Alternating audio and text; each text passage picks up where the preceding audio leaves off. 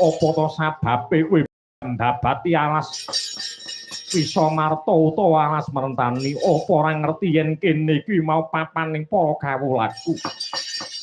Sangka gelari iki wujud alas kabeh kang dumadi ing jagat raya kuwi mau cadanganing menungso. Sira bangsaning jin kudune ora gawe memolok nanging malah mat sinamatan daya binayan kebak ing pangibadah kelawan panembah mring ngarsaning Gusti. Kabeh kang dumadi ing jagat raya kuwi mau supaya ngabekti marang panguwasaning Dat Kang Maha Tunggal ya kuwi mau Gusti kang akarya loka. Yen to pancen kowe kepengin mapan sih sinisian kelawan manungsa ing kono bakal bisa memayu marang rahayuning bawana. Apa bener sing kok tindakake? Apa resik lair kelawan batinmu? Yen sira ora percaya apa kang bakal ndak tindakake?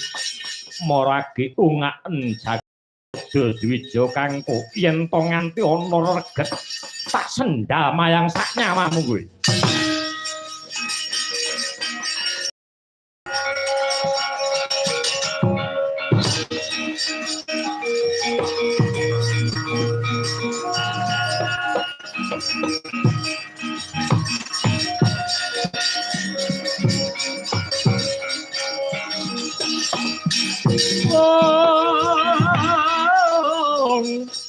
Lang-langging driya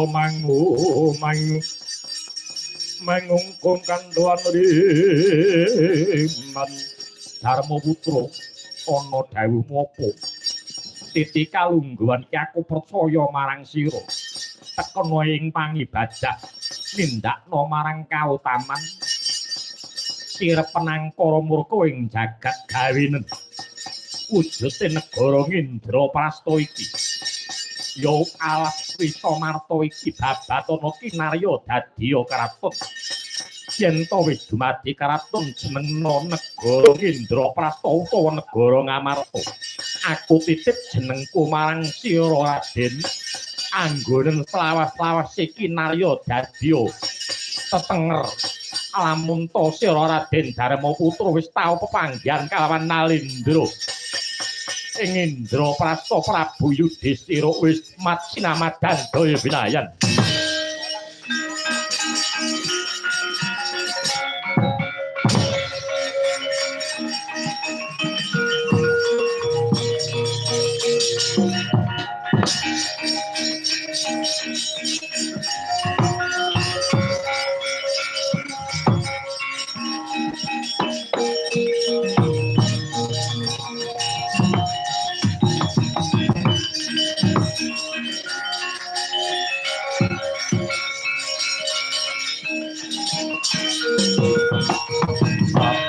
Nabi aku titip ya kuwi mau kasatriyan Kumadukara Ngganana kumbang pengali-ali kang bakal ngayomi paduka Raden Permadinggon munindake marang darmaning kasatriyan.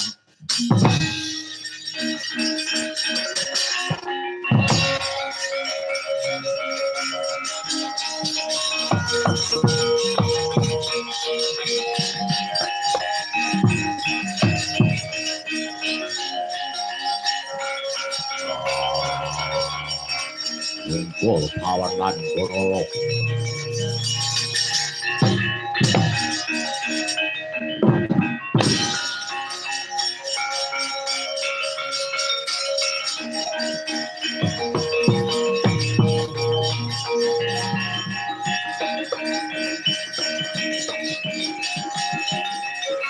tawu dagar tawu ngono.